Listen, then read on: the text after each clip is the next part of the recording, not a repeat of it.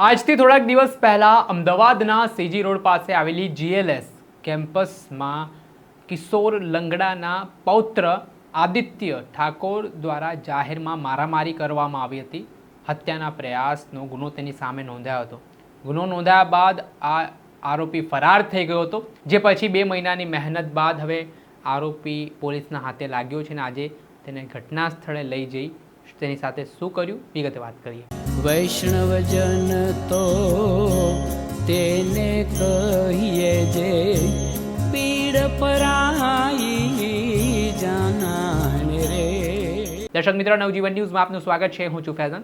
થોડાક દિવસ પહેલાંનો બનાવ છે. અમદાવાદના સીજી રોડ ખાતે જે જીએલએસ કોલેજ આવેલી છે, ત્યાં સવારના સમયે અમદાવાદનો કુખ્યાત કિશોર લંગડાનો પૌત્ર આદિત્ય ઠાકોર છે, તે પોતાના મિત્ર સાથે જઈ રહ્યો હતો. આ દરમિયાન જીએલએસ કોલેજના એક વિદ્યાર્થીએ તેની સામે જોયું. બસ આ બાબતનું ઈગો હર્ટ થયો ને ઈગો હર્ટ થવાના ચક્કરમાં આદિત્ય ઠાકોરે પોતાના સાગરીતો સાથે મળીને એક કોલેજના વિદ્યાર્થીની ગાડી તોડી નાખી તેના પર હુમલો કરવાનો પ્રયાસ કરવામાં આવ્યો. આ ઘટના બાદ ફરિયાદી દ્વારા સ્થાનિક પોલીસ સ્ટેશનમાં ફરિયાદ નોંધાઈ, જેમાં નવરંગપુરા પોલીસમાં આદિત્ય ઠાકોર સામે હત્યાનો પ્રયાસ તેમજ અલગ અલગ કલમ હેઠળ ગુનો નોંધાયો હતો. ગુનો નોંધ્યા બાદ આરોપી છેલ્લા 2 મહિનાથી પોલીસ પકડથી દૂર ભાગી રહ્યો હતો.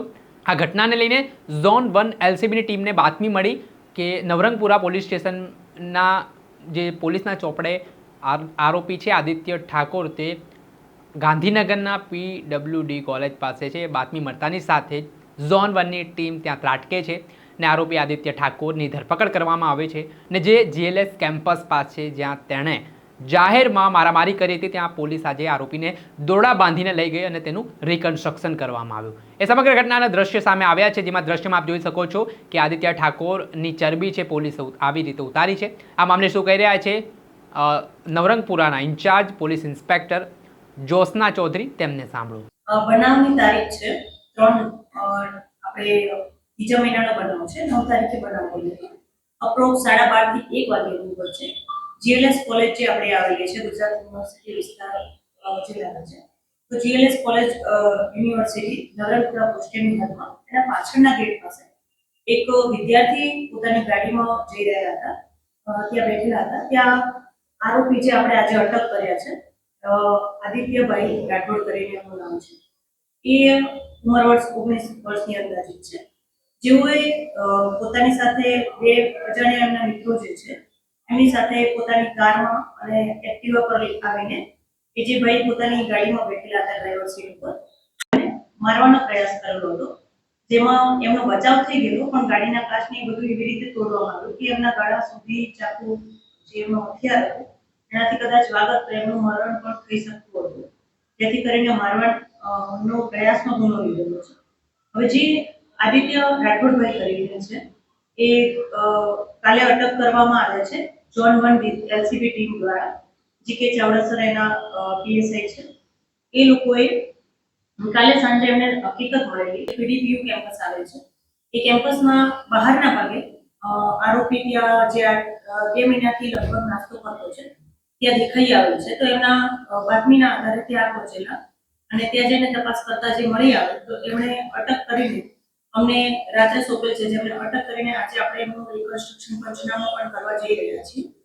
આટલી હકીકત હાલ સુધીમાં છે. આપણે કોઈ બીજો મેડમ, આરોપીનો બેકગ્રાઉન્ડ શું છે જે ઝડપાયો છે? અગાઉ પણ એ હિટ એન્ડ રન અથવા તો અકસ્માતના ગુનાનો આરોપી રહી ચૂક્યો છે. શું હકીકત સામે આવી? હકીકત એ વેપારી છે અને એના મિત્રો સાથે ઉપર બેસવાની એની આદત છે અને બની શકે કે તેને ગુસ્સો જલ્દી આવ્યો હોય કે એવો કોઈ કારણ હોય. હજી સુધી કોઈ એવું કારણ જાણવા નથી મળ્યું કે એને કોઈ અંગત દુશ્મની હતી કે એવું કંઈ. જે થોડા સમય માટે બોલાચાલી બંને વચ્ચે, જે આરોપી અને ફરિયાદી વચ્ચે હતી, તેના કારણે થઈને આ બનાવ બનેલો છે એવું આજ સુધીના નિવેદનમાં જાણવામાં આવ્યું છે. બાકીની તપાસ ચાલુ છે. જે આદિત્ય છે તેના દાદા કિશોર લંગડાના નામે ઓળખાય છે, અમદાવાદના સૌથી મોટા બુટલેગર છે. બની શકે કે 2 મહિનાથી આરોપી ફરાર હતો, છુપાવવામાં તેને જ મદદ કરી હોય એવી કોઈ હકીકત? દાદા વિશે મને જાણકારી નથી. એમના પપ્પાનું નામ દિલીપસિંહ છે, જે મારા ધ્યાનમાં છે ત્યાં સુધી વેપારી વર્ગમાં એમનું કામગીરી ચાલે છે અને તે બાબતે બીજી મને કોઈ જાણકારી નથી. જ્યાં સુધી તપાસનો પ્રશ્ન છે કે 2 મહિનાથી નાસ્તો કરતો હતો, ધ્યાને નહોતો આવતો. જેવું ધ્યાને આવ્યું તેવું અટક કરી લેવામાં આવ્યું છે. આપણે સાંભળ્યા હતા નવરંગપુરા પોલીસ સ્ટેશનના incharge police inspector Jyotsna Chaudhary. તેમણે સમગ્ર ઘટનાને લઈને માહિતી આપી છે ને આ જે હત્યાના પ્રયાસનો ગુનો આરોપી સામે નોંધાયો હતો તેની સામે હવે પોલીસે કાયદેસરની કાર્યવાહી હાથ ધરીને તેને જેલના સળિયા પાછળ ધકેલવાની તજવીજ હાથ ધરી છે. દર્શક મિત્રો, આવા જ નવા વિડીયો સાથે આપણે માહિતગાર કરતા રહીશું, એટલે નવજીવન ન્યૂઝ જોતા રહો.